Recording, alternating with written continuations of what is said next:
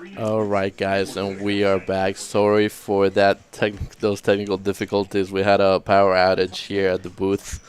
But everything is good now. We are back.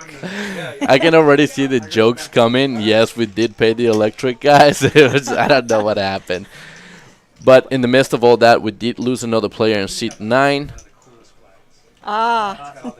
So we are down to 7-handed play. We are down to 7 players. Just to do a little recap of the players. Seat 2 is Slim. Seat 3 is Paul. Seat 4 is Gawain. Seat 5 is Johnny Poker. Seat 6 is Q. Seat 7 it's Dan. Seat 8 is Michelle. And Seat 9 is Gio, who was the last bust out.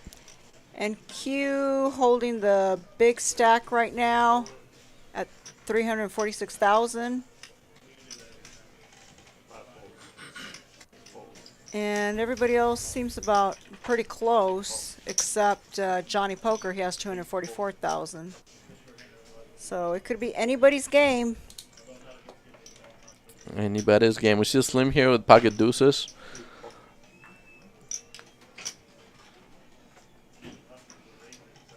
Quack, quack.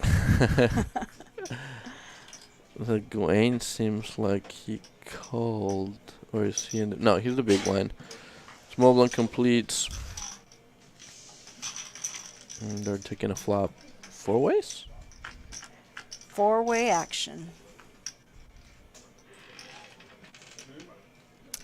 And nobody hit the board. No help for anybody. Slim still ahead in pocket deuces. Checks around. Ooh. Oh, bing. There's the duck. Slim has got to like that. Quack, quack. Deuces never loses, right? I don't know who said that. I've lost plenty with deuces. Deuces never loses. Can't put him on a set of deuces. I believe he made it 25,000 to go. They're going to think he's betting the button. He's not going to get much action here. There's nobody has anything to fight him with. But he takes it down. Oh, I saw an ace high somewhere in there. The ace high could have gotten a little sticky, but nope. I just give up. Move on to the next hand. Anyone else here seen the Jason confused? Oh yeah. We know how the boys get whipped as they're welcome to high school. You know. Well, I'm gonna be like Jason London, go and a 1 and a 2 and a. Just tap the guy. Alan said, "Yay, power's back on." By the way, this place is wrong to get the characters. No, Alan, I did not joke about losing power on the streams. That was not me, so I didn't jinx it. So is that a Bart Simpson that Johnny Poker has as a card protector? I didn't see it. I know that Kathy had Mario, little Mario Bros figures. Trying to see what it is.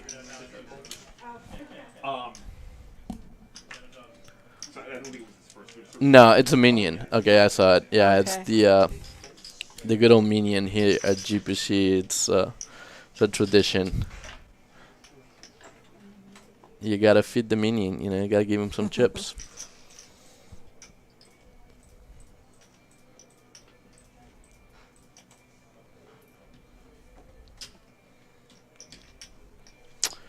Got Paul with ace 9 off here, and on the button. He should be opening this. Oh, he's gonna let it go. It's up to the blinds. Gawain has the good old king 6. Pretty sure that this is an open technically, but he chooses to just flat. They're gonna take a flop. Blind versus blind crime. Blind on blind. Gawain is top pair. Here's a king. They both have backdoor flush draws. I mean, backdoor straight draws. And John picks up the backdoor straight draw. Backdoor, backdoor. But nope. Gonna go to Gawain.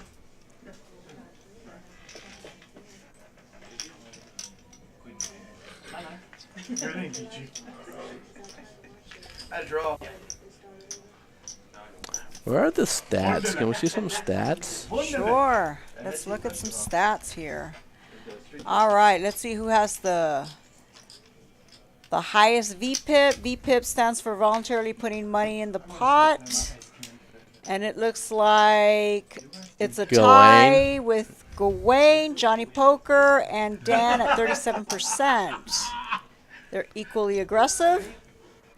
Q's 31%, so he's not far behind, and then the rest dwindled down to like Michelle 18%. being at 12% has the lowest VPIP.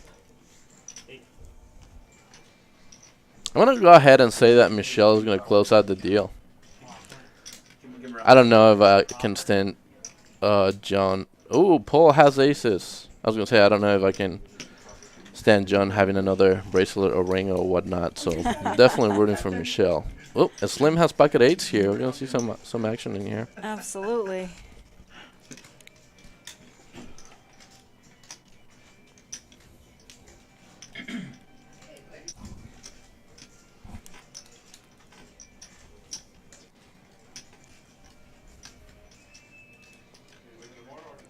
It's got to be a good feeling in a tournament when you wake up with pocket aces. Yes. And he does raise to 52,000. See if Slim will call. No. Yet. Yes, he did. Did he? Yes, Yes. he definitely. I don't think he's folding. He's definitely gonna at least see a flop. See if he can hit an 8. He might get in more trouble if he doesn't think, Paul has a big hand.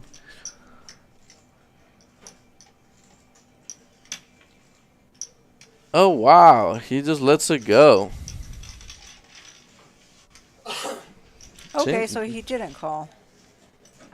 I think he limped, and then But when Paul raised, he folded. Yeah, it's either that or he opened and he pulled 3-bet and we just missed it. Didn't see it. That's a good fold. Either way, he folded pre and,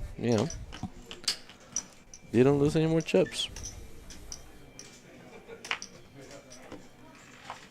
Well, he wants to hold on to his chips. That would have been like a quarter of a stack to call.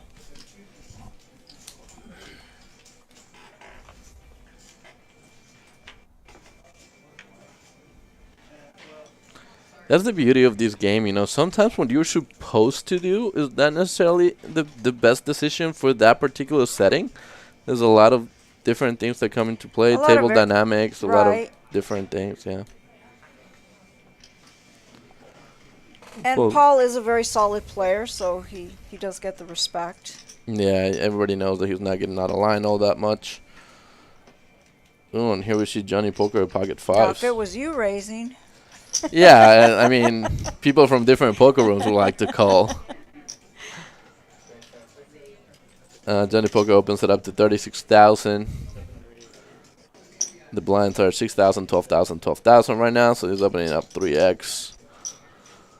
Slightly larger than what I would do it open myself, but nothing wrong with that. Dan making it 87. 87? 87,000. Oh, Dan 3-bet with 8s. This split screen is throwing me off.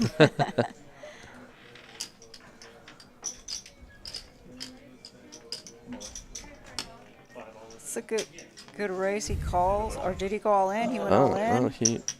He stuffed it Dan in. is calling. You're gonna see the bad news. He is in bad shape. Let's go black 5.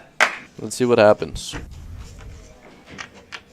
He's rooting for a 5. A7-4. He has come back to straight draws. Oh, there it is. Double gutting. Oh, he hit my it. God. Runner, wheel. Oh.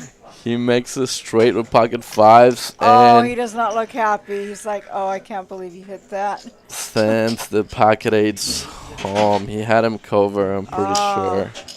Wow, that's brutal. That is brutal. He didn't need that 5 to come out. Just make that straight.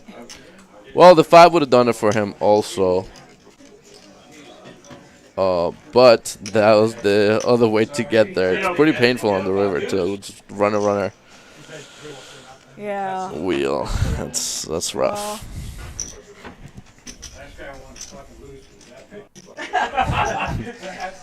Fucking has a 5.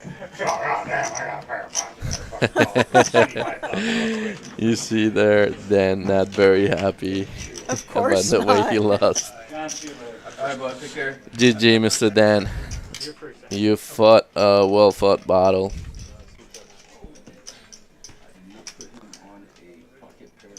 And just like that, we're down to 6 players, right? 6 players, and they are paying out. Let's see. Top 5, I believe. 5. So we are in the bubble right now. Oh, there we go. Slim is on the gun, has King Jack of suit. It's 5-handed, I think. This can be an open. Let me see. He's got 208,000. It's about like 18 bigs. 6-handed. Oh, 6-handed. I'm sorry.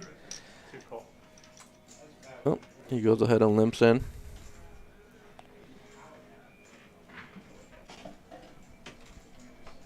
Paul has ace 10 of suit on the gun +1. He decides to give it up.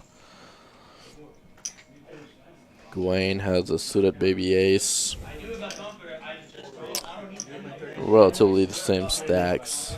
I think he decides to open up the action You should be allowed to have a to 33,000. Johnny Poker. Folds. Michelle's gonna get out of the way with Jack 4.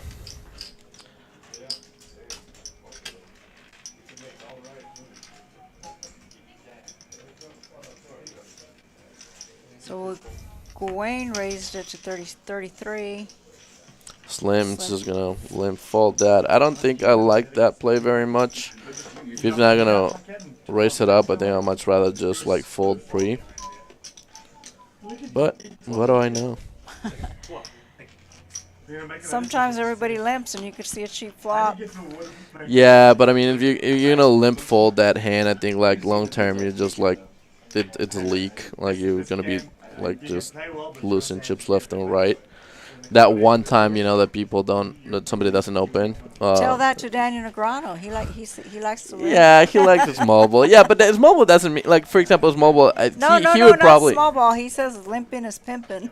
Yeah, I don't know. I don't really have a huge limping strategy in my arsenal. Then again, that's just me. What about limping and then popping it? Yeah, the good old limp race. I feel like it's So obvious. 2004. No, but it still works. I know it's the oldest trick in the book, but it still works to this day. 2004. Michelle is all in here. Michelle's Pocket all tens. in. Pocket tens. All right. Good luck, Michelle. Don't really think she's gonna get a call here. If you make the net, we want small blind. Let it fit in your head of 3-6 suited.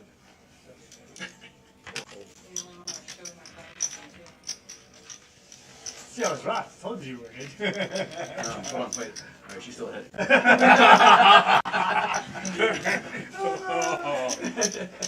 3 plus 6 is 9. You got a 10. You win. There you go. Alright guys, so I'm just going to say bye right now because Mr. Greg Raymer himself just stepped into the booth. He just had some good dinner and he's ready to commentate some poker with you guys along with Tracy Brown. Thank you so much. It was very nice commentating alongside you, and I'm going to be signing off. You guys, Greg Raymer, it's right here with you guys.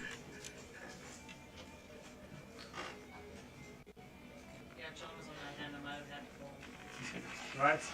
You've been beating me up all day. I had to bluff you to win a hand earlier. That's about all I can do. 33. Oh. Get your own number. You know what they say? Here in Georgetown, if you use the same guy's number 3 times, you get your call for a week. Oh, I heard that. You heard that, right? I heard There you go. But aren't you? That's twice, huh? That's twice. Hey, but aren't you the one that wrote that on the back of the wall? All right, we have Greg Raymer here, and he will be commentating with me. Welcome, Greg. Thank Good you to see very much. you. How's it going? Great. Great to have you here. All right. Where are we at now? I was away for a while. I busted a little before the final table And started. then it says the thing that he just said. Made a huge mistake. I literally did not see the guy's green chips, even though they were right there. Oh, It's like I called his raise. I thought he had 20,000 left, and I was going to just call the raise and then go all in no matter what. oh, you didn't see those chips? Yeah. And I mean, and as soon as I went all in, I was like, wait, where'd those chips come from? He doesn't have 20,000. He has like 80,000. Oh no. It's like, I think oops. you just never know. I think that's 3-6. The next thing. So we got a nice flop here for Johnny Poker. You ship and you don't have. He just has to avoid a 2-outer. I think you don't very well. That is a very nice flop. Is that John? Is Johnny Poker John Montgomery here? Yes. Okay. He is sitting in seat number 5. Yep. Well, I knew who he was, but I didn't know he went by Johnny Poker. I just been calling him John all week. Johnny Poker, right? Yeah, he goes by Johnny Poker when he. It's like I know him. I know Paul, who just folded the pocket fours. Played cash with him. The gentleman next to John in the 6th seat was the one who I didn't see his green chips. And Oh, I'm and sorry. Which one is he? the seat 6 Seat with the 6. hat there. Oh, so he's the one that knocked green you out. hat, and then he limped in several hands later, and I flopped a flush draw and went all in, and he flopped the nut flush draw. Oh, So it was just like, and he's second chip leader right now. so I don't know his name, but I know. Well, no, and I do know him. His Quincy, because Okay, I had so to sign. the cue I is had for to. Quincy. I had to sign the fossil. I didn't know his name either, but now I do. And I played with Michelle at the table too, though we didn't really play any hands against each other.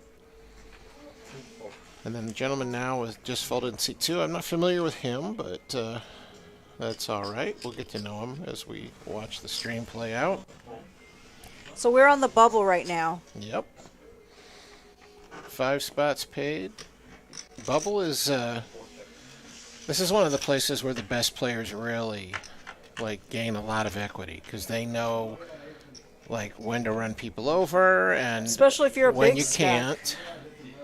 Oh yeah, it's easier for a big stack, obviously, to run people over, but sometimes you can be just a middling stack, and people, even if someone else has you covered, they don't want to I don't want to risk half my stack against you. Right. So it's all about who can I run over, if anybody, or can I just make a great hand, of course, but.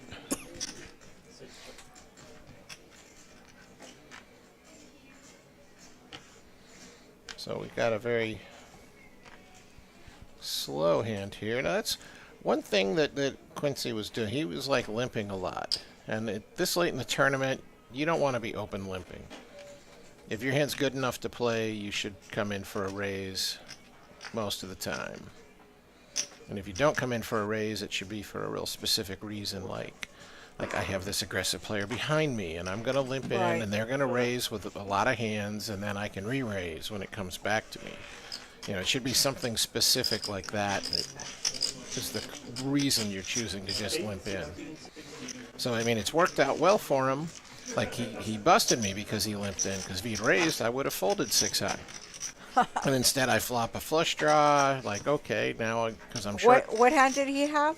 He had ace Ace 6? 7 of spades, ace 8 of spades.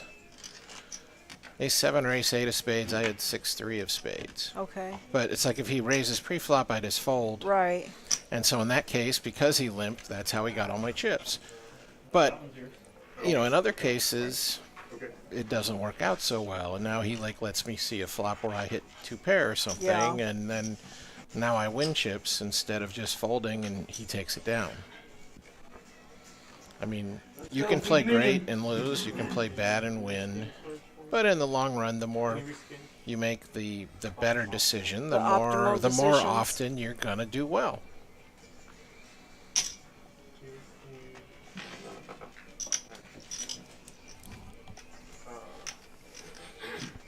So now he is put out a raise. So Quincy has ace king suited. Beautiful looking hand. Yep, that's one. Or he don't like his horse. So he put in, and this is a perfectly good raise size. You don't need to do much more than the minimum at this stage of a tournament. You know, like often early in a tournament, you're coming in for like 3x. So you'd be, making it like 50,000. Right. In the earlier stages of a tournament here. But at this point, if someone's going to fold for 50,000, they're probably going to fold for 33. So you don't need to raise more. But early in the tournament, you probably want to make a somewhat bigger raise. 2.5, 3 times the big blind. But not this late in the tournament. Well, usually it doesn't make a big. Like in other words, if he's going to get someone like if he had gotten John to fold, 70% of the time with a big raise, then John was probably going to still fold 65% of the time for this min raise. So you're not gaining much with those extra chips. And now no one really hit anything, but this is where you're the aggressor, you raised pre-flop, you make the C-bet like Quincy's done, and if John hasn't hit the flop, which he didn't in this case, it's highly likely he's just going to fold. And that's exactly what happened. Yeah. So well played by Quincy. And even if he had something there, like if John had like pocket fours, he might fold. Because he's like, well, I know I might have the best hand. I'm ahead of things like ace-king. But if I call here with like a pair of fours, unless the turn is a 4, what do I do now? I'm going to check call again, and then am I going to check call on the river? So if you're not going to like go for it with those pair of fours and do whatever it takes to get to the river, then fold now. You don't want to call now, call the turn, and then fold to one more barrel on the river. So both of them played that hand perfectly correct. Nothing wrong with how they played it, but because Q was It's showing Johnny Poker and Gawain with the highest VPIP voluntarily putting money in the pot. and those numbers should be going up for everyone because those numbers include when they started the final table 9-handed, right? And you're supposed to play fewer hands 9-handed. You're supposed to play a lot more pots when you're 6-handed and so on.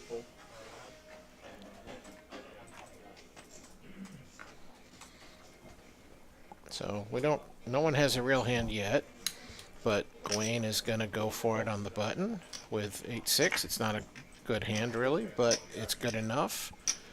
And it's likely to get John to fold queen deuce. So in other words, I spoke too soon. Oh, Gawain only called. I'm sorry. Now, Gawain should have raised. If he had raised, John folds the queen deuce, Q folds the 10 deuce, and he just picks up the blinds and antes. Now, if one of them hits the flop, he's going to be out of luck. But instead, he got lucky. He hit the flop, and neither of them hit anything at all. So instead, he's going to, bet at this and win. But he did hit top pair, yeah. Gawain. But now, like, imagine we change that flop to 10-5-4. Now Q has top pair, and he probably doesn't give it up, and Gawain probably loses. So he probably would have won that pot pre-flop with a raise. So again, like when you're opening the pot, when you're the first person to VPIP, usually you should be raising.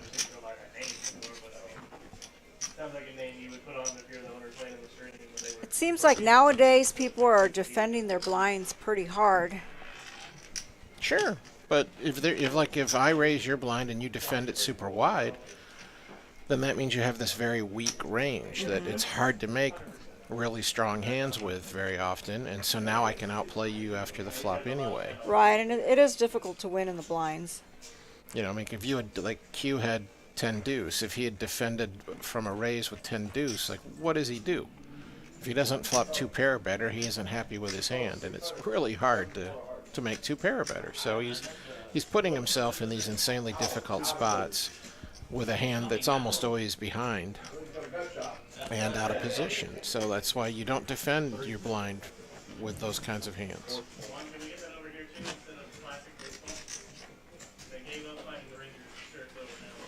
So folded to John on the button. And 9-5 suited, not a good hand at all, but more than good enough to try to steal the blinds with, especially since he has a good-sized stack. And neither of them has anything, and that's the difference. His hand really wasn't any better than the 8-6 that Gawain had. And he did get them to fold. And he got them both, and they both had really bad hands, and they both folded. So that's exactly what you're hoping for. So that's kind of like button play 101. Well, Johnny's a pretty strong player. He does pretty well in tournaments. And he says that he mostly plays tournaments. He doesn't play cash a whole lot. Well, I mean, he was on that live stream with us last night. I didn't see that on YouTube yet. How did he play? He played well. Good. He did. He's a good player. I mean, I didn't see him do anything, silly or He made some good bad, folds. No, he did play well.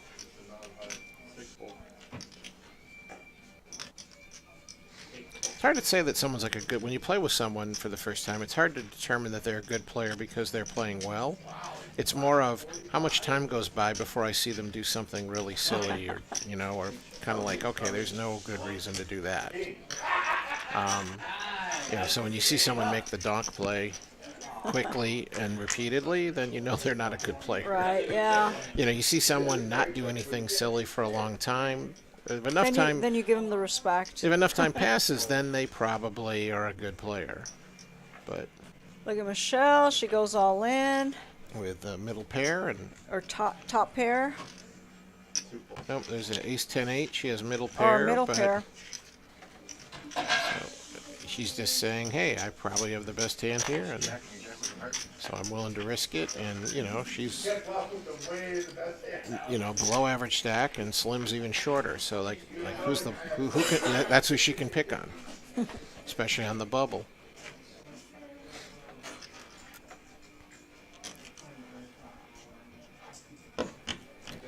So Q is the big stack, I believe, right? So Quincy is the big stack. He has 385,000. No, Johnny Poker actually just passed him up. He has Okay. 470 now. And the short stack is Slim at 134. Okay. Well, Michelle's the one who's actually got the most ICM pressure because Slim is, since he's already the shortest stack, he's the one who's most likely to bust. So he can take a little more risk on. Whereas, she would be more inclined to avoid risk because she can just let him blind out first and make the money. So Gawain raises under the gun. That's good. And again, this is why you want to raise. He just got John to fold the better hand. It's not that ace-8 is some amazingly strong hand, but it's ahead of king-jack. It's a good raise. And yet he got him to fold. And I think John's fold is fine. He's like, Gawain is raising into the two big stacks. Theoretically, he's got a strong hand, and so if he does have an ace, it's better than ace-8, and now I'm dominated. And if he has a pair, it's probably higher than 8, so I'm dominated.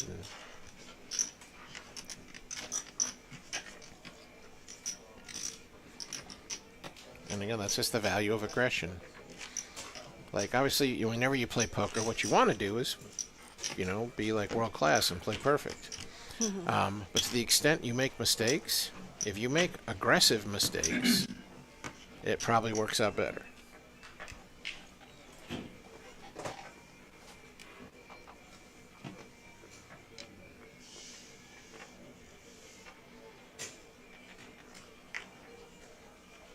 And I would expect John to raise here, even under the gun with Queen Jack, because he's the chip leader. Yeah, I'm right. I thought he would raise. He does play a lot of tournaments. And, his range should be fairly wide, because Q has not shown an inclination to 3-bet. And that's a pretty important factor. It's kind of like even if Q has a pretty good hand and you don't get him to fold, he's not going to 3-bet and make you play a big pot out of position very often. If he does 3-bet, he probably has a really, really strong hand, you can just fold. Gawaine's staring him down with 5 high. That seems a little odd. I mean, this should be more of a like math thing. Like, I mean, he raised under the gun. am I getting the right price that I want to call and try to bank a lucky flop with 5-3? I guess he's trying to. I'm going to read your soul and maybe see if I want. Do I want to 3-bet all in because you're going to fold? I'd read that book. How did that Pokemon? Yeah, I need it. Yeah, I know.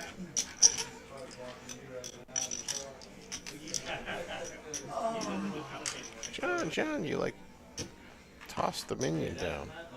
Gotta be careful. That's your like good luck charm. So I heard that in 2008 you were wanting to run for vice president. Is that correct? I wouldn't say I wanted to. I said I floated the idea, just kind of like talk to people like, hey, maybe I should consider doing this on the Libertarian Party. I was like, oh, I wouldn't want to run for president because I think someone else, with a different type of resume than mine would make a better candidate for the president in that party. And it wasn't because I thought I could win, and I wouldn't want to win. I wouldn't want to be the vice president. But you did consider it? I considered it because I thought, well, it's like I still have a good celebrity factor, a lot of name recognition, and maybe I can get them more votes. I would love to see poker player votes. I would love to see more parties than just the 2 we have now. English president. I think in hindsight, we should have done like a parliament instead of a Congress in this country where, like, you go to England or something and you're voting and there's dozens of parties. Right. And I think that ends up working out better, or it turns out that system, I think, works better than ours. Because now if you're like, oh, here are the major parties, but I think they're both doing a horrible job, you can start voting for those small parties. Yes. And then actually they get members of parliament in. Because it's like, oh, this party got 5% of the vote, they get to put up 5% of the members. Whereas here it's like, if you've got the 2 main candidates and you're the third party candidate, you still have to like get more votes than either of them to get into office. So have you given up that idea? Oh yeah. Yeah. But I would love to see a change in our system. I don't think that our 2 parties, I don't think either of them are very good at all. There's a famous episode of South Park where they're told they have to get a new mascot for whatever reason it was. And they've told people to submit suggestions. And the 2 suggestions that like get mentioned the most, there'll be a vote between the 2. And the 2 leading, because the kids decided to do a goof on the whole thing, it was they were voting between, are we going to be the South Park giant douches or the South Park turd sandwiches? So it was giant douche or turd sandwich. And Come up with such and there's no doubt they were saying like our 2 parties, our current 2 major parties are the douche and the turd sandwich. It's like you don't like either of them. That's funny.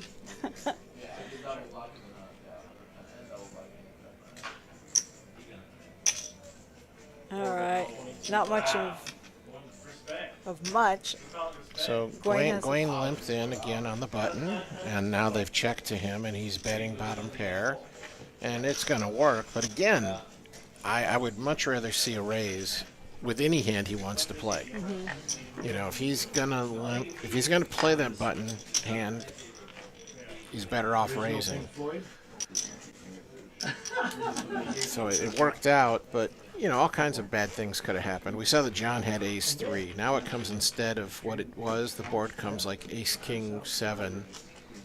Gawain might think his second pair of kings, well, this is probably the best hand because neither of them raised me, so they probably don't have an ace, and now he can end up maybe losing a lot of chips, maybe even busting on the bubble.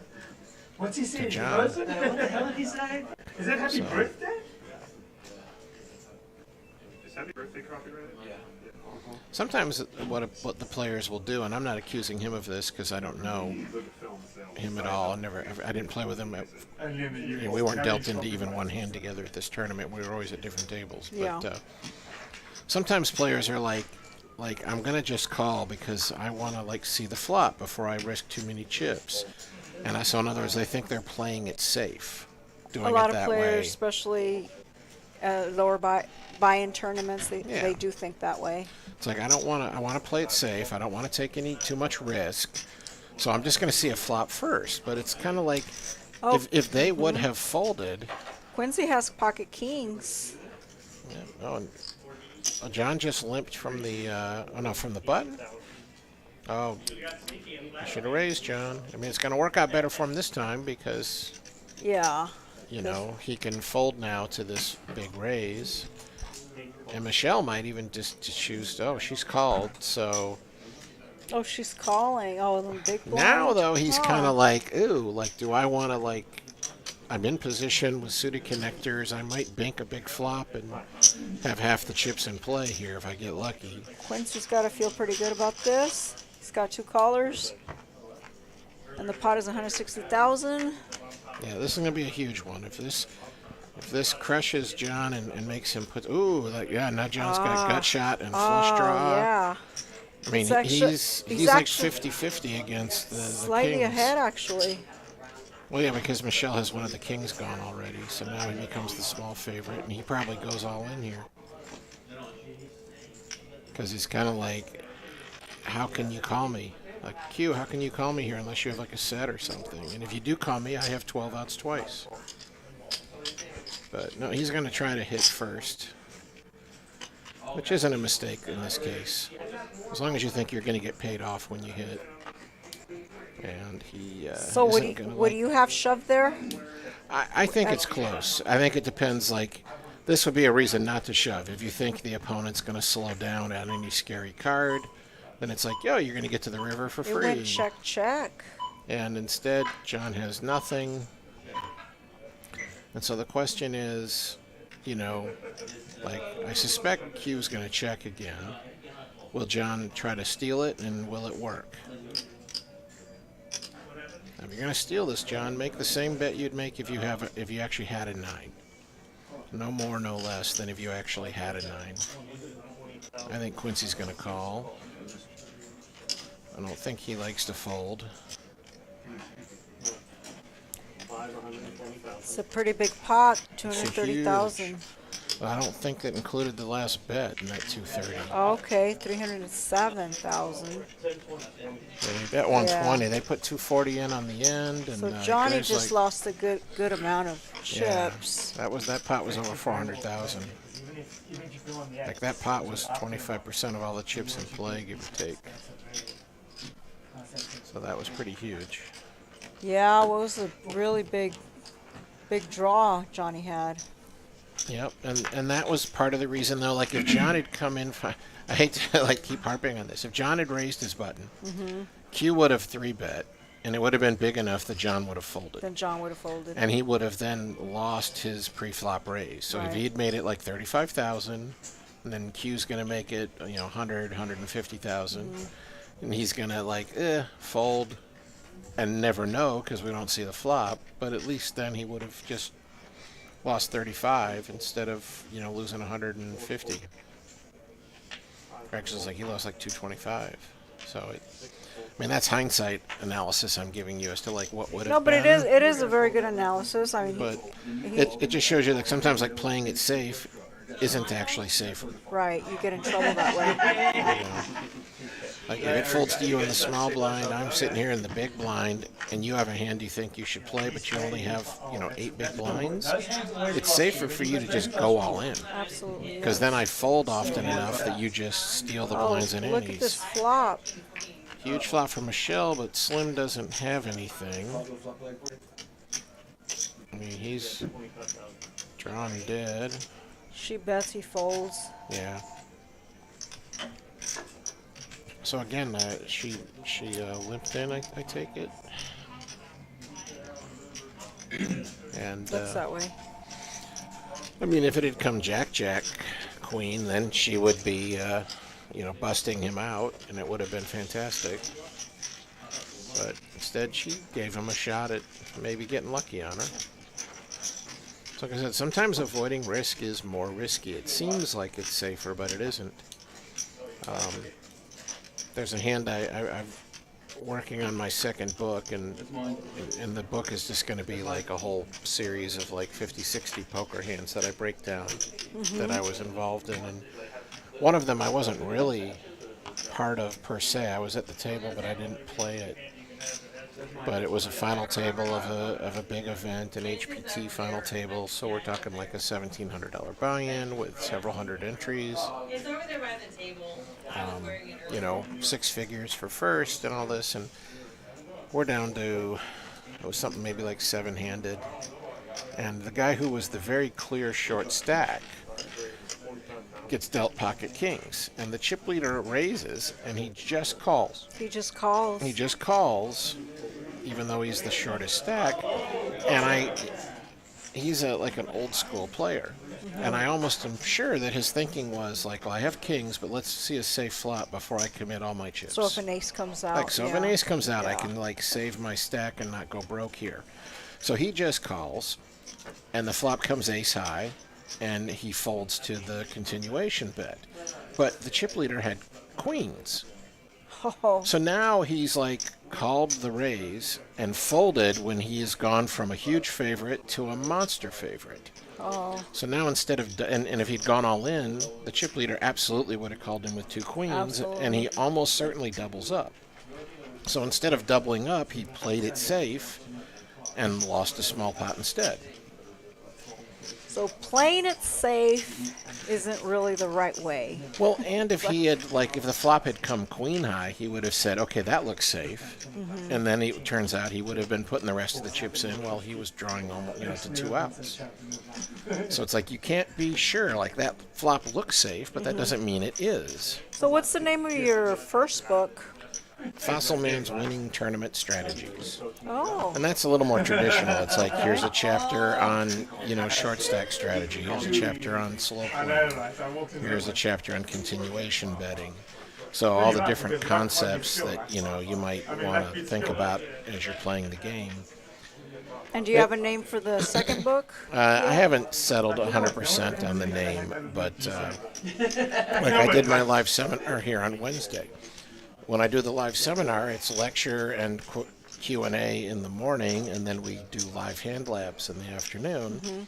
So I deal and the students play against each other like it's a real game, and at the end of the hand, I give them feedback on how they played it.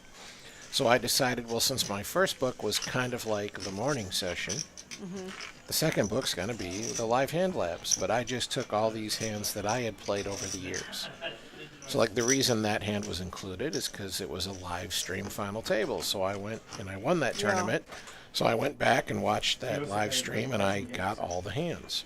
And I'm probably going to do a third book if I'm get past my laziness, where I will focus on just the heads-up portion that the two of us played. Oh. So it'll be like, here's your primer on, like, me breaking down every single hand of heads-up that the two of us played at this final table. Sounds like something I'd be interested in reading. Excuse me here. Okay, Quincy has ace king of diamonds. Now I'm calling him Quincy. Now I know his name. Yep, and he's, huge chip leader. He should be playing Michelle a ton goes all of in hands. with pocket sevens. Yeah, and that's a good play by her. And everyone else is going to fold, and he's going to call. I shouldn't have said that. I haven't seen their cards. For all I know, one of them was going to wake up with a monster. Ooh. It's like, don't even hesitate. Okay, that was only a couple of seconds. I'm like, what is he hesitating for? Like, she would have done that with ace-queen and things like that, where he's got her dominated. So, as it is, it's, we're flipping, basically.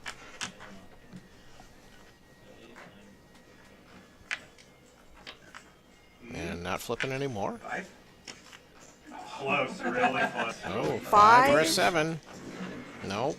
And that's unfortunate. We could have So made an she argument. is the bubble girl. Yeah, and that's unfortunate. She played pretty well. She played well.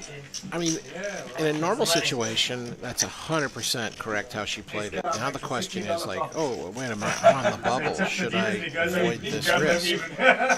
But that wouldn't mean, if she decided, I don't want to risk going broke here, she definitely would not want to call the raise to see a flop. She would fold. So she's either saying like, I'm willing to take the risk. I hope you fold, but if you don't fold, I hope I win. And so her only smart choices were shoving all in or folding. If she'd called the raise, that would have been a bad play. And which one she should pick between folding and going all in is, you know, a lot of that goes down to like, what are your personal goals? Like, am I trying to just get into the money, or am I trying to do my best to win the whole thing? So everyone is in the money. First place is 1728. Second is 1296. Third is 648. Fourth, 432. And fifth is 216. So they haven't locked up much profit yet, and if they had to rebuy, they haven't locked up any profit at all. They've cut their loss if they fired a couple bullets. And it was only one re-entry, so no one is in this thing for more than 400. So once they knock out one more player, everyone will have made a profit guaranteed.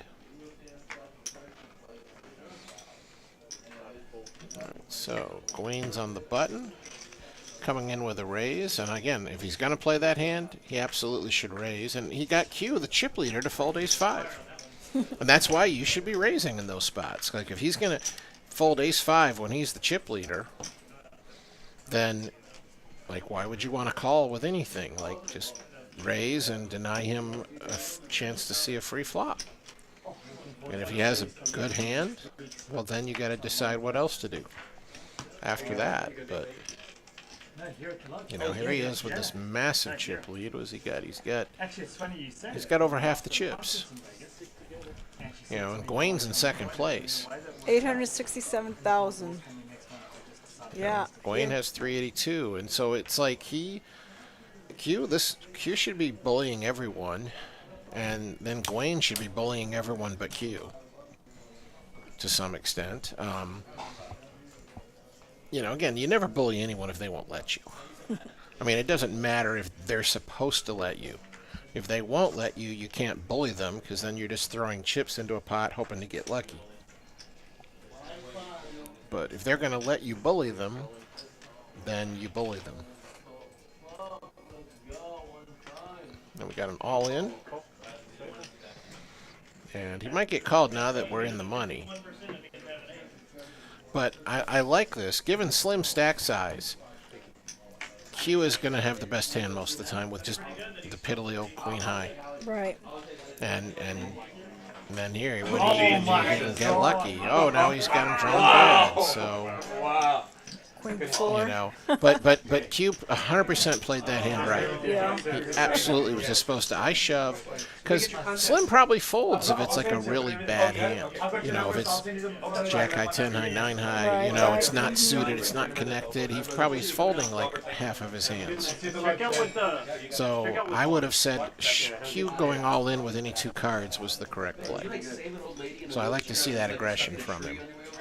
You know, Now down to four. now he's up. He's 50,000 away from having $1 million out of 1.6 million in play.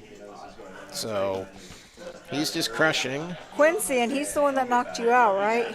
He's the one I doubled him up because I, for some reason, didn't see the green chips. Yeah. I still don't understand how I made that mistake. Literally, he raised my big blind. I looked at him and I looked at his stack and I saw, like, he's only got 20,000 behind. Yeah. And I looked down at ace-7 and I'm like, okay, well, I think this hand's too strong to fold. But if I go all in now, he's going to call 20 more. But if I go all in after the flop, he might fold some hands. So I decided that's called the stop and go play. That's in the book. Stop and go, yes. So I went for the stop and go play. The flop came out with 2 hearts. I grabbed my big chips and said all in. And then he kind of and he called because he had ace 8 of hearts, so he had the nut flush draw. Yeah. And he has me totally crushed because I have ace 7 and no flush draw. And his hand held, which he, but as soon as I went all in, I looked up again, and now all of a sudden I see the 2 green chips, and I'm just like, oh, how did I miss that? Now, were they like on the No. side, or? I mean, they were on the side, but he had his chips in a row, oh, and it was no, right there. they should be in the front. But I mean, technically yes, but they were on the side. Look at John's chips right now. It was like that. Okay. So it's like it's right there, and Yeah. he's sitting across from me. I had a completely unimpeded view Yeah, of his but green depending chips. like where you're sitting, like sometimes you can't see that side. Yes, but yeah. that was not it at all. Yeah. Like right now, I always put them in the front. like Gawain or Paul might not be able to see John's green chips right now, and that's the Yeah. reason they should be in front. Or the person right and next to him. He's got the Gawain's greens. green Yeah. chips are hidden from Paul. Yeah, he's got a lot. So they should be out front or on top. Yeah, the dealer without- should say something. Should tell him to And put the it in Queen front. Jack sucks out on the King Queen. So that's unlucky for Wow, Paul. this is going pretty quickly. And oh wow, that was Q again. Like now he puts it in good, he wins. He puts it in bad, he wins. He's running And he's good. just crushing them all. But like I said, I am not blaming him for that mistake. The chips were in my clear line of sight. So I'm not at all saying he did anything wrong. Right. I'm just saying I brain farted. That's all it was. I brain farted, double him up, and then a couple overs later, I shoved the 6-eye flush draw into his nut flush draw. And it was just like, oops.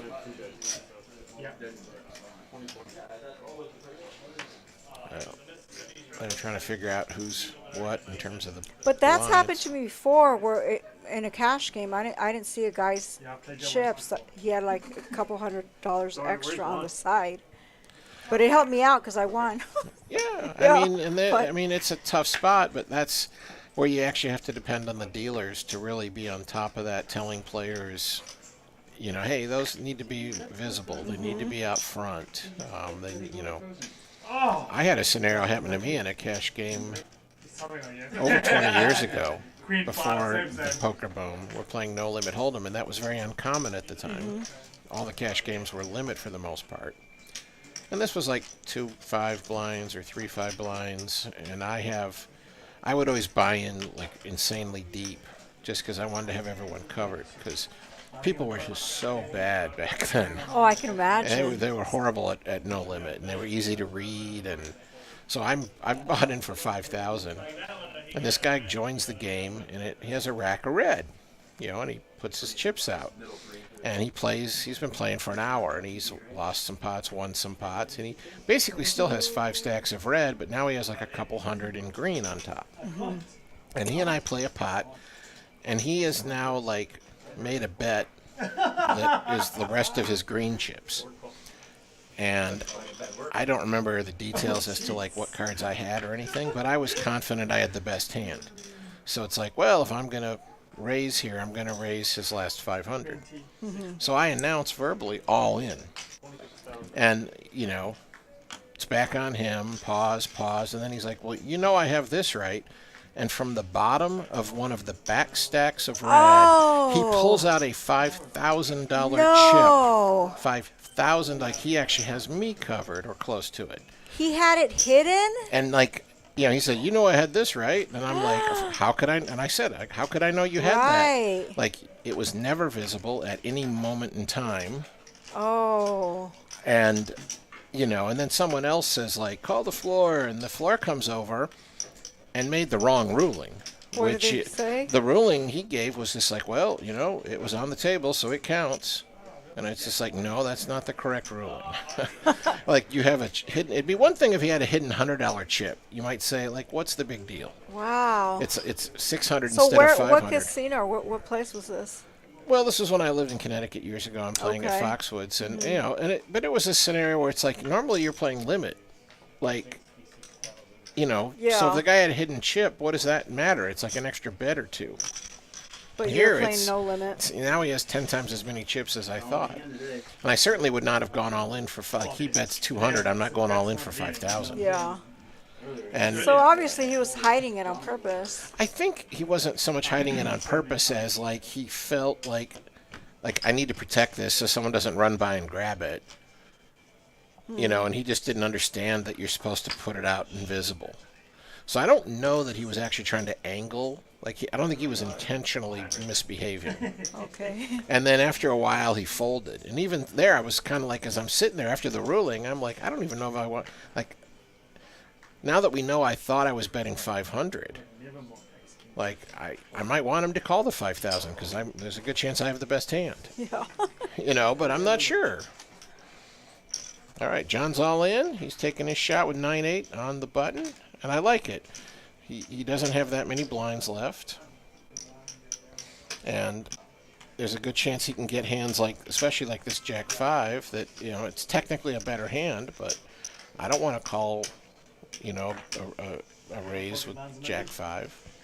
The only question here, though, is like the blinds are 20,000.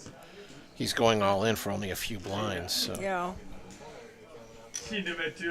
Some players would just, like in Gwane's spot, would call without looking because they were like, oh, you're all in for like 3 or 4 blinds, I call. Right, right. You know. Like actually, if it's like 3 blinds or less and I'm the big blind, I'll just say call and don't look at my cards. I'm like, let's look together. Okay, we can. Oh, okay. Don't even think I'm fun. Can I sing? Was it copyright? But, I mean, if John just doubles up once, he'll have a playable stack and he can, you know, come back and win it all. So we saw 7-4 fold, 7-6 is calling. This is where I would have. Yeah, Johnny's pretty short. I would have shoved with the 7-6. And John Small might blind. fold. And John might Yeah. fold the queen 3. Small blind. And if he doesn't fold, you're not that far behind. But now he's gonna like, okay, I don't have anything, but now I'm gonna try to bluff you. The problem would have been if John had hit this flop, it doesn't work. So, like I said, I like the pre-flop shove there.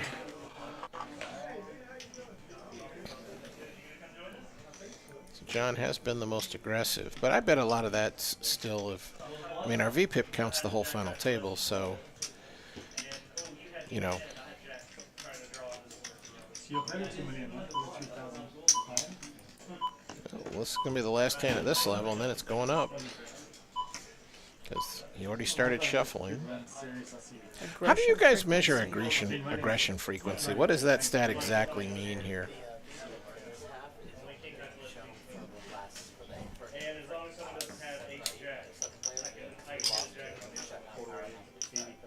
Okay. All right, so the VPIP is only since we were 7-handed. What is the aggression frequency? How is that measured? Because I'm familiar, like a lot of people when they're playing like online with a HUD, with a heads-up display, they have PFR, pre-flop raise. Which is on here as well. But that has to do with just like if someone has a VPIP of 20 and a PFR of 15, that means like they're playing 20 out of 100 hands, but raising 15 of those. So it's showing. John's all in here, and he is with ace queen into queens. So that's just a cooler. Like, there was no way John was ever supposed to get away from ace queen three-handed and short That stack. wasn't So say coins, I said something else. that's just unlucky for him to have run into Well that. played, sir. Cheers, guys. You have a good one, man. So, Good game, Johnny Poker. our, Got third place. Our poker manager Johnny gets third, which For was like 648. no. They've locked up the 1296. They're playing for an extra 450 Working out for the ring and the. and the ring. We definitely can play for the ring because I've come second like 3 times. We so can't bring that ring on the table, right? But do you want to do like So this is a ring event, so the winner does get a ring. Good luck, sir. So we're up to So they- 15, 30, 30. So So are they trying to make a deal, or? I don't know if it seemed like they might have been discussing that. I'm not sure.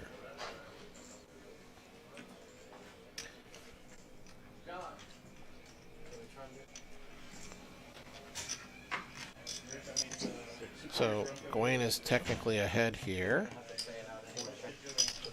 Yeah. but Q is on the button. Now here is, I've done a lot of live streams in years past, and heads up is where you see a lot of like people playing not so technically correct. So Q is massively ahead here, but he wanted to bet that flop because it's very coordinated. Tons of cards might have come on the turn that brought a straight, and now instead he's also run into the flush card. So if Gawain has, spades, he just got there, and if he has a big spade, if he has king of spades, queen of spades, now he probably won't go away.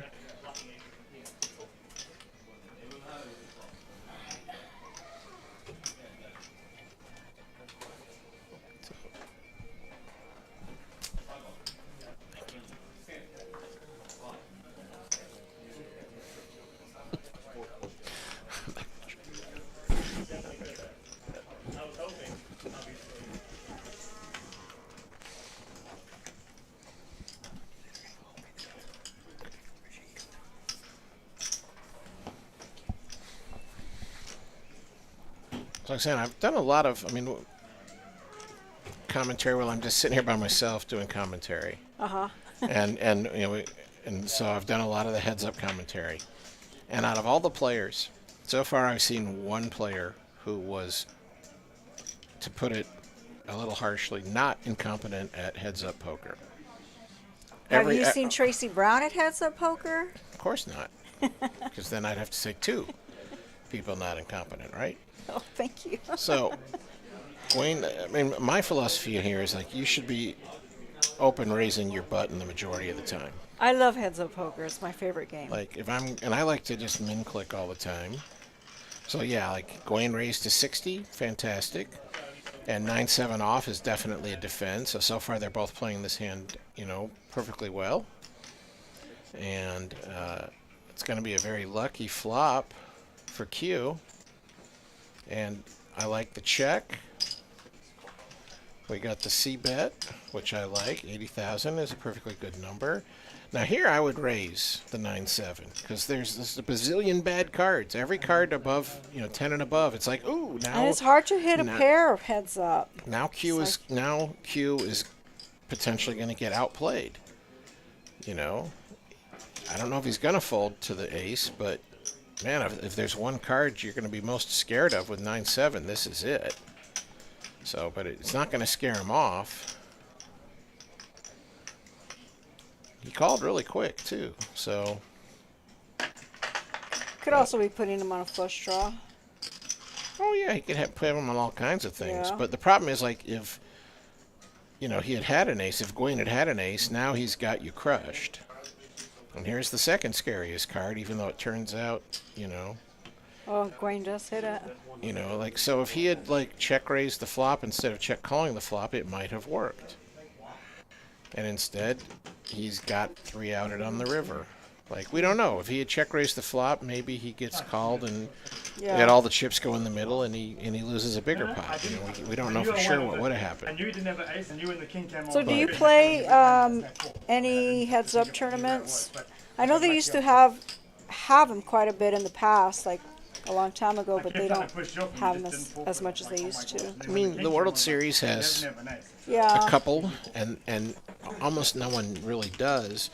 And the reason for that is simply that They have to hire a lot of dealers. yeah, it's hard to staff. It's expensive to run a heads-up tournament, and I really haven't played any for a long time because the kind of player that will enter a heads-up tournament is generally very, very good at heads-up. Caesars used to have like $300 heads-up tournaments regularly, like maybe 12 years ago.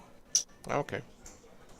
I didn't know about those, but I'm never in Vegas other than for the World Series. All right, so calling with 9-3 off. Not a fan of that play. This is one of the hands I might just open fold my button with, the 9-3. But if I'm not going to fold, I'm going to come in for a raise.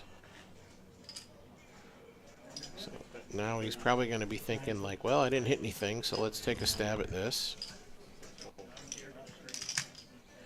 But we know it's not going to work, and Well, Q folded before Gawain could do anything, so Gawain probably said raise or something like that. Now Gawain has over 1,000,000 chips. And that's the thing, that heads up can change so fast. So Alan is saying that Gawain has finished second like 4 times. So Okay. sounds like he's a pretty good player. Mm-hmm. Well, it depends. If he's finishing second in like a small tournament somewhere with 5 entries, you know, if he's finishing second in bigger events, then that is a good record. So now Gawain has the garbagey hand on the button, 9 deuce off. Q has the strong hand. But now that, I mean, when we look at the thing, that's like Q has 500,000 to 1,000,000, and he only has like 16, 17 blinds. So we're very shallow at this point. We're almost at the point where like you could just open a shove and it really wouldn't be a mistake. Occasionally. Someone tell you I played the 100K in January. And the So guy what I'd that love to won see from vividly Q on 5 this times, hand is and if he were to I just, put my money 5 times. if he's not going to fold his button, I want to see him I got 30, raise. and I was like, Like, don't limp in. I can pimple on my testicle, I can't get rid of you. What are we going to get from Q? Uh-oh. I'm not seeing the cards displayed. Mystery hands. No, they're not popping up. There they are. So, Jack 7, Ace 7. And he raised, so good. Raised to 90, got called by Jack 7. It's a great spot for him, and then he gets completely bad beat on this flop. Great flop for Gawain. 90. 4 bet 90. And that doesn't help. It's actually a really good card for Q, because now he can get away from his hand, maybe. It's like now he can't beat a Jack or a 9.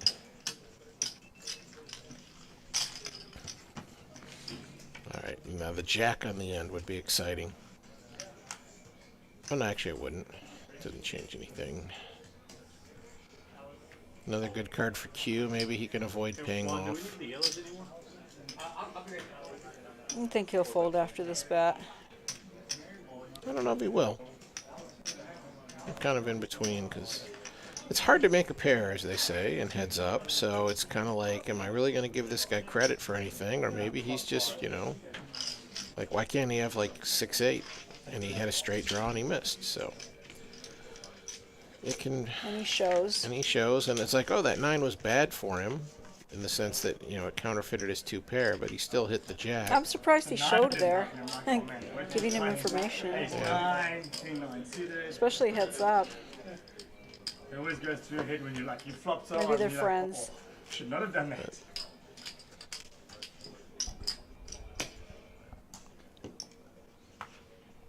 I mean, like, all the players you know from your regular games who are like super degenerate and just don't want to ever fold, heads up is the game for them. Because if you never fold pre-flop, That's the you're, game you're for not them? you're not too far off. Like, you know, you're not supposed to be folding all that often pre-flop Right. in heads up poker. That's true. So- Oh, pocket aces for Quincy. Well, what do you know? So Gawain called. Quincy raises his option. Min raise. I would put in a bigger raise here as at a GTO level, like something we did in the seminar. Like, there's the GTO level and there's the GTE. So GTO is your basic strategy, and GTE means I'm taking into account you, the specific person I'm playing, and what, if anything, do I know about you. I like that strategy, GTE. But GTO is like, this is my basic strategy. This is what I do when I don't really know this person, or I don't know any particular reason about them that I should do something different this time. So you use your GTO basic strategy as your starting point, and then you start changing it up based on who this is.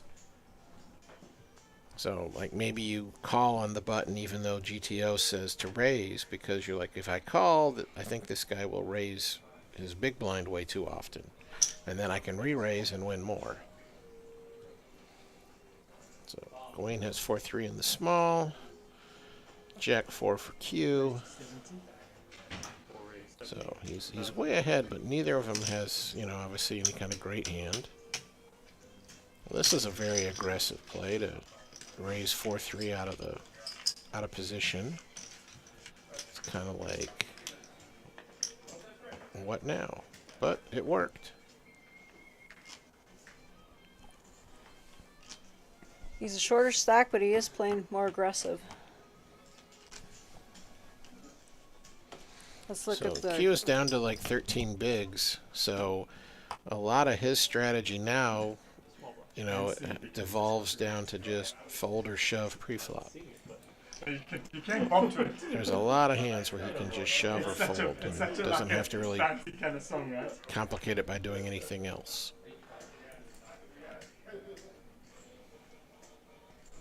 So Gawain has total cheese, and he's against someone with 13 bigs. This is total cheese. This is a fold.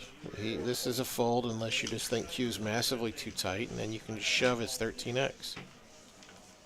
You know, like if Gawain had just gone all in, I would have said fine. Because it's just like, I think you're folding too often for a 13x stack. So I'm going to try to take it from you. If he had like put in like a typical heads up min raise, then I wouldn't have liked it. So well done.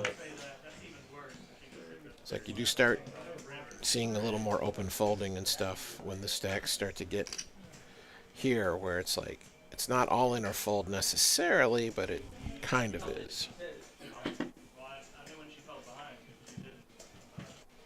Yeah, Gawain only has 110,000 in chips. Oh no, 1.1 million. Or He has 1.1 million to Q's 400. 1.1. So Q has ace-10 clubs on the button. This is a great Oh, spot. it looks different here on the screen. Yeah, it's just hard. Yeah. It's small. Yeah. And Gawain has 10-3 suited. Will he defend because it is suited? This should be a fold for him.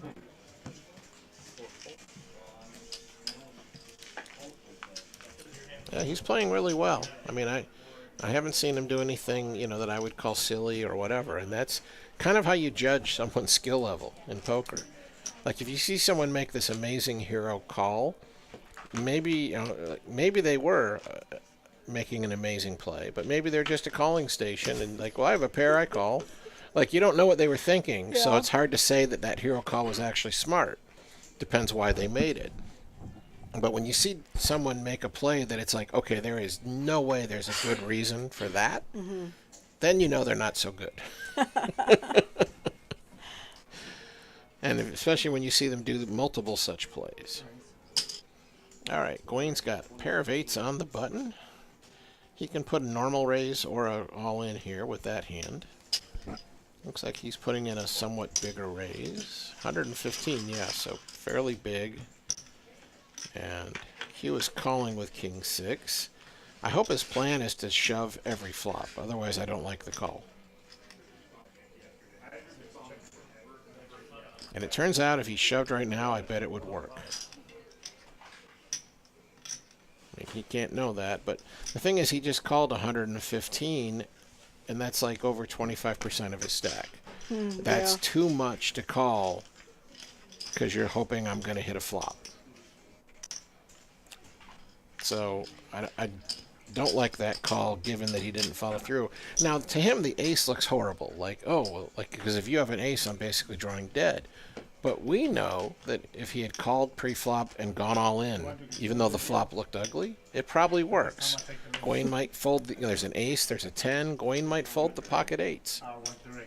And now you've gotten him to fold at a point in time when he's a really big favorite. Of course, that's the stop-and-go play I tried, except I screwed up not understanding the chip count. Because my brain farted, Well, or you my didn't see eyesight, the chips. my eyesight farted. Like if he had really had 20,000 behind, I played it well. We did 1,500 even split on like 5 times. Oh, they're making a deal here. Hold on. Apparently they're discussing a deal. But if they're required to play it out for the ring, They're talking deal.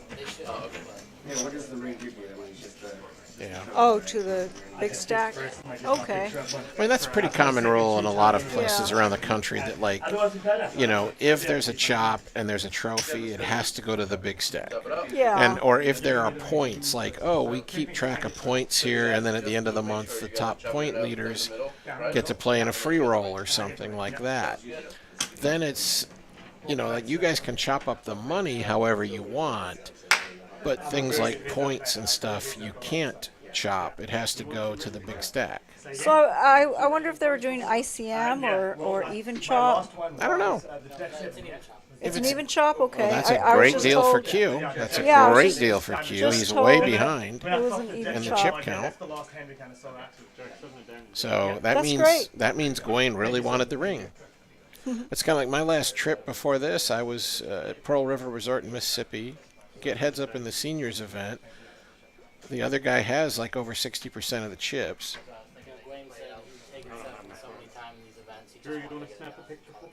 Yeah, yeah. Yeah. He gets a ring. He gets half. It was funny though. The guy said, first and like, do you second. want to make a deal? Come on. And I said, well, what deal do you have in mind? And then he thought about it a little bit, and he said, I'll take this much and the trophy, and you can have the rest of the money. He gave me like 2/3 of the difference between first and second. So he gave me, like, I got more money than him, even though. Bring a shirt as well, please? Just winning. Period. Then I knocked an owner's shirt. What size? What size are you? Large. Bring him like 3X. It's a large. Yeah, you're still live. All right, we are still live, and it looks like they did a chop. They chopped evenly, but Gawain wanted the ring, and apparently those string of second places that are good on a resume, but he's like, Yeah. I don't want to take a chance of finishing second again, so I'm going to give you more money than a fair deal would necessitate, and you let me win and get the ring and the glory. And that was what happened, I was saying to me, with the Pearl River thing, is it's the seniors event. The guy really wanted the win and the trophy. So he gave me more. I got more money than him, even though he had more chips. I'd rather take the money. That's Well, just you know, me. he offered Yeah. me this, and I'm like, you know, I have backers, people who I have, could buy my own ring. like, they have a piece of my action for every poker game I play all year long, all put together. Yeah. And I'm like, yeah, they would much rather have more money and less Sure. trophy, because, like, if you're one of my backers, like, I can't send you like 3% of the trophy to have at home. So I'm like, yeah, we'll make that deal. Like, more money. I thought he was going to offer me like an even chop since he had more chips. But you took more money. No, I have Instead, heard. he I've heard offered. of I that. asked I've him, heard like, of what do chops you that have way. in mind? I didn't even say you need to give me more. I just said, what do you have in mind? And he offered me more. So I'm like, cool. Yeah. So there they are I'll take taking it. pictures of him. Congratulations And to both. there's his ring, and so the glory for Gawain, and If John bugs you, a lot of it coming down to that hand where he was dominated and reversed it with the Jack 7. He hits the 2 pair against the Ace 7, and that gave him the lead, and then he never looked back. And yeah, and he ended And up he played well chopping. heads up, Yeah. so he was probably a big favorite to just win it outright if he didn't make a deal, because he was playing really well heads up poker. Yeah. So I would have liked his chances, but he didn't want the risk, and that's fine. It's your money, just like when you enter any poker game. It's your money, it's your chips. Play it however you want. So thank you everyone for watching, and thank you to all the players for playing And he here. picked that Jack 7 as his winning hand for the And it was pictures. great having you here, Greg Raymer. Well, thank you. My pleasure. It was wonderful Glad to talking be with here. you. Got to know a lot about Greg's strategy and hear him out, and it was great having you here this weekend. Yeah, I had a great trip here. I mean, I hope you come back to the Texas staff sometime. was great. The players were friendly. I booked a loss today, but every other session was a win. So nothing. Yeah, from what I saw. I'm not complaining. Yeah. You're an excellent player, Well, obviously. thank you. Very kind. Very kind. All right. Well, have a good night, all. Thank you. Good night. Good night, everyone.